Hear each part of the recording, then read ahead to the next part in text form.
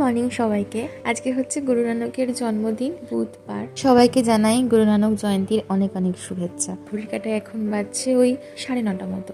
আজকে সকাল সকাল একটা মজার ঘটনা ঘটেছে জানো তো। রিওর যেমন স্কুল থাকে, ও ঘুম থেকে উঠে রেডি হয়েছে, খেয়েছে, টিফিন বক্স গুছিয়ে দিয়েছি, দিয়ে বেরিয়ে গেছে বাবার সাথে স্কুলে। 5 মিনিট পরেই দেখছি দুজন মিলে দরজা খুলে ঘরে ঢুকছে।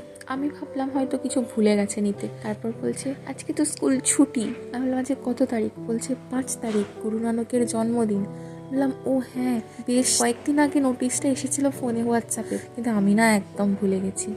আগে যদি মনে করতাম তাহলে আজকে এরিওকে স্কুলে না পাঠিয়ে ফুটবল কোচিংয়ে পাঠিয়ে দিতাম। ইউজুয়ালি ওর উইকডেজগুলোতে আর যাওয়া হয় না ফুটবলের ওখানে, কারণ এত সকাল থেকে খেলা হয়, প্লাস ওর স্কুলও থাকে সকালে, সেই জন্য দুটো একসাথে কোনোভাবেই সম্ভব হয় না। তাই শুধুমাত্র শনি রবিবারটাই যেতে পারে। যাই হোক, সেটা তো আর হলো না, স্কুলটাও ছুটি হলো।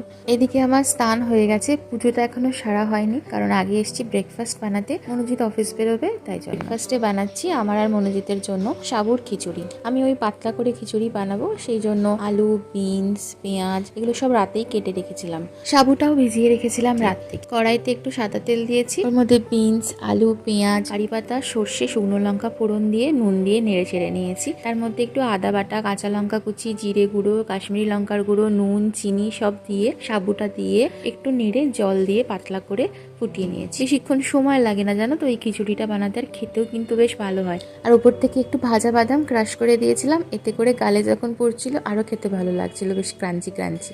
আর রিওকে টিফিনে যেতে দিয়েছিলাম এগ ফ্রাইড রাইস আর একটু আপেল, সেটাই দিয়ে দিয়েছি, খাচ্ছে। আর একজনকে দেখো, বলি আমারও তো খিদে টিদে পায় নাকি, আমাকে কি চোখে দেখতেও পাও না? কেমন আছে? কেমন আছে? ব্রেকফাস্ট সারতেই আমি এখানে মনোজিতের জন্য আলু ফুলকপি ভাজা, স্যালাড, রুটি বানিয়ে নিয়েছি ওকে লাঞ্চে দেবো বলে। সাথে একটু মুড়ি মেখে দিয়েছি, আর ওপর থেকে একটু শেজওয়ান ফ্লেভারের কুরকুরে এনেছিলাম, কয়েকটা দিয়ে দিয়েছি। এটা না বেশ ভালো খেতে জানো তো। জানি স্বাস্থ্যের পক্ষে ভালো নয়, বাট মাঝে সাঝে একটু আধটু খেলে মন্দ লাগে না কিন্তু।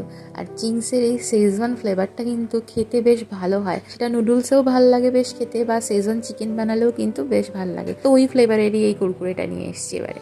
আমার এখানে টিফিন বক্স প্যাক করা হয়ে গেছে, আর মনোজিৎ ওদিকে আমাদের বেডরুমে একটা টিউব লাইট লাগাচ্ছে। ওর ওদিকে হয়ে গেলে ও যাবে স্নান করতে, তারপর বেরোবে অফিসে। চলো আজকের মতো এই পর্যন্তই, টাটা। সবাই খুব ভালো থেকো।